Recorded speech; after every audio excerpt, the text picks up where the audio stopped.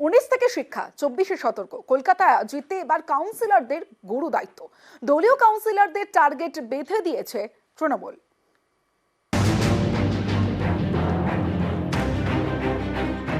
পয়লা June শেষ দফার Lok Sabha vote, শেষ দফায় কলকাতায় ভোট। এই ভোটে দলীয় কাউন্সিলরদের গুরু দায়িত্ব দিয়েছে তৃণমূল। তাদের জন্য বেঁধে দেওয়া হয়েছে টার্গেট।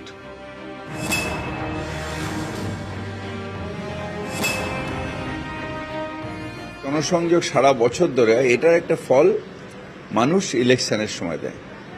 যে জনপ্রতিনিধির ব্যবহার যত ভালো হবে, হৃদয় দিয়ে মানুষের কাজ যত করবে, তার ক্যান্ডিডেট যখন আসবে তার সাথে তার অ্যাডভান্টেজ হবে। যারা মানুষের সাথে থাকবে তারা তাদের এলাকায় ভোট হবে। বিশেষ করে কাউন্সিলর, তারা যদি মানুষের সাথে না থাকেন তাদের এলাকায় ভোট হবে না। কলকাতা উত্তর এবং কলকাতা দক্ষিণের পাশাপাশি যাদবপুর লোকসভারও বেশ কিছু এলাকা পড়ে কলকাতা পুরসভার মধ্যে। 19-এর লোকসভা ভোটের নিরিখে কলকাতার বেশ কিছু ওয়ার্ডে তৃণমূল পিছিয়ে ছিল। ফিরহাদ হাকিমের বিধানসভা কলকাতা বন্দর, সেখানে 3টি ওয়ার্ডে পিছিয়ে ছিল তৃণমূল। এছাড়া পিছিয়ে ছিল বালিগঞ্জের 3টি ওয়ার্ডে, রাসবিহারীতে 5টি, বেহালা পূর্বে 3টি, বেহালা পশ্চিমে 3টি, কসবার 3টি এবং ভবানীপুর 6টি ওয়ার্ডে। সব মিলিয়ে 19-এর ভোটের ফলের নিরিখে কলকাতার 26টি ওয়ার্ডে পিছিয়ে ছিল তৃণমূল। 19-এর এই ফল থেকে শিক্ষা নিয়ে 24-এ এবার কোমর বেঁধে ঝাঁপাচ্ছে তৃণমূল। দলীয় কাউন্সিলরদের ঘাড়ে দেওয়া হয়েছে গুরুদায়িত্ব। সম্প্রতি কলকাতার তৃণমূল কাউন্সিলরদের নিয়ে বৈঠক করেন মেয়র ফিরহাদ হাকিম। বৈঠকে বুঝিয়ে দেওয়া হয়েছে এবারের ভোটে কাউন্সিলরদের বাড়তি দায়িত্ব নিতে হবে। প্রতিটি ওয়ার্ডে তৃণমূলের লিড চাই। পারফরমেন্স খারাপ হলে সংশ্লিষ্ট কাউন্সিলরের বিরুদ্ধে ব্যবস্থাও নেওয়া হতে পারে। আমাদের general secretary Abhishek Bandyopadhyay already বলেছে। সুতরাং কিছু জায়গা আছে যেখানে যদি না হেরে যায় তাহলে নিশ্চিতভাবে সেটা হতে হবে। এদের সবার পারফরমেন্স যাচাই হবে। কিন্তু দ্বিতীয়ত আরেকটা আছে যে আমাদের অনেকগুলো অন্য রাজ্যের থেকে মানুষ তারা এখানে এসে বসবাস করছেন। সেই রাজ্যের ওয়েব যা থাকবে সেই অনুযায়ী এখানে হবে। উত্তর কলকাতার ক্ষেত্রে দেখতে পাওয়া গিয়েছে বেশ কতগুলো সাংগঠনিক স্তরের নেতা তারা উত্তর কলকাতা তৃণমূল কংগ্রেস প্রার্থী সম্পর্কে তাদের যে ক্ষোভ তারা সেটা গোপন রাখেননি এবং তাদেরই আচরণের কারণে তৃণমূল কংগ্রেসকেও বেশ কিছুটা সময়ের জন্য অস্বস্তিতে বা বিড়ম্বনার মুখে যে পড়তে হয়েছে তা কার্যত শাসক দলের নেতারা প্রকাশ্যে না বললেও মেনে নিচ্ছেন অবস্থার কথা। আবার দক্ষিণ কলকাতার ক্ষেত্রে 2019 লোকসভা নির্বাচনে দেখতে পাওয়া গিয়েছিল 59টি ওয়ার্ডের মধ্যে 26টি ওয়ার্ডে পিছিয়ে ছিল তৃণমূল কংগ্রেস, সেখানে এগিয়ে ছিল হচ্ছে বিজেপি এবং তার মধ্যে একাধিক মন্ত্রী এবং হেভিওয়েট নেতারা যেখানে বসবাস করেন সেই ওয়ার্ডগুলো সেখানে ছিল।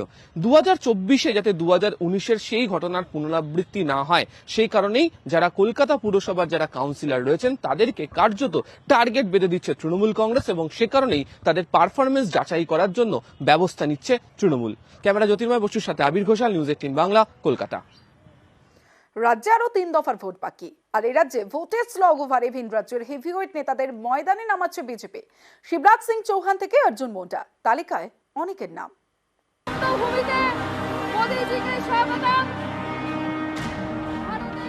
4 দফা ভোট শেষ। ভোট হয়ে গেছে বাংলার 18টি লোকসভা আসনে। বাকি আর 3 দফা।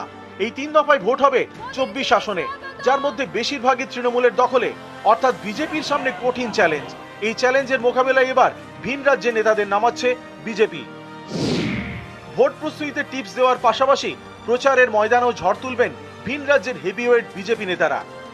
রাজস্থান, গুজরাট, মধ্যপ্রদেশ, অসমের মতো বিজেপি শাসিত রাজ্যে ভোট শেষ। সেই সব রাজ্যের নেতারাই এবার নামবেন বাংলার ভোট যুদ্ধে। যেমন মধ্যপ্রদেশের প্রাক্তন মুখ্যমন্ত্রী শিবরাজ সিং চৌহান, অসমের মুখ্যমন্ত্রী হেমন্ত বিশ্ব শর্মা, ত্রিপুরার মুখ্যমন্ত্রী মানিক শাহ, রাজস্থানের মুখ্যমন্ত্রী ভজনলাল শর্মা এবং কেন্দ্রীয় মন্ত্রী তথা ঝাড়খণ্ডের প্রাক্তন মুখ্যমন্ত্রী অর্জুন মুন্ডা। নেতা, অভিনেতা, মুখ্যমন্ত্রী যারাই বিজেপির তারাই এখানে আসবেন। সারা ভারতবর্ষব্যাপী এক রাজ্যের বিজেপি আরেক রাজ্যে চলে যায়। পশ্চিমবঙ্গ থেকেও তো আমাদের পার্টি কর্মীরা অন্য রাজ্যের নির্বাচনের সময় যান। এটা নতুন কিছু নয়। সারা দেশের বিজেপি একটা গোটা বিজেপি পরিবার। মার্চের শুরু থেকে এখনো পর্যন্ত বাংলায় 16টি জনসভা করেছেন নরেন্দ্র মোদী। आज पूरा बंगाल कह रहा है 4 जून 400 पार। একাধিক সভা ও রোড শো করেছেন অমিত শাহ। বাংলায় সভা করে গিয়েছেন বিজেপির সর্বভারতীয় সভাপতি জেপি নাড্ডা থেকে শুরু করে উত্তরপ্রদেশের মুখ্যমন্ত্রী যোগী আদিত্যনাথ।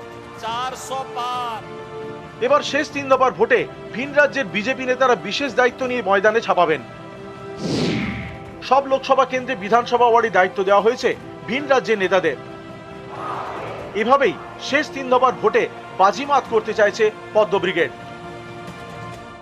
পাখির চোখ 24-এর ভোট, কিন্তু নড়বড়ে সংগঠন নিয়ে বারবারই প্রশ্নের মুখে পড়তে হয়েছে রাজ্য বিজেপিকে।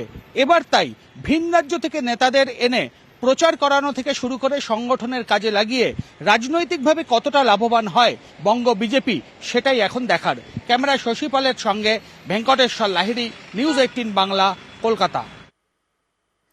সপ্তম দফা 1 জুন ভোট কলকাতায়। আর শেষ পর্বে কলকাতায় মমতার মেগা শো। উত্তর ও দক্ষিণ কলকাতায় জোড়া মিছিল 27-30 মে। কলকাতায় 2টি মিছিল করবেন তৃণমূল নেত্রী মমতা বন্দ্যোপাধ্যায়। 30 মে যাদবপুর থানা থেকে মিছিল মমতা বন্দ্যোপাধ্যায়ের, 27 মে কাকুরগাছি থেকে মিছিল।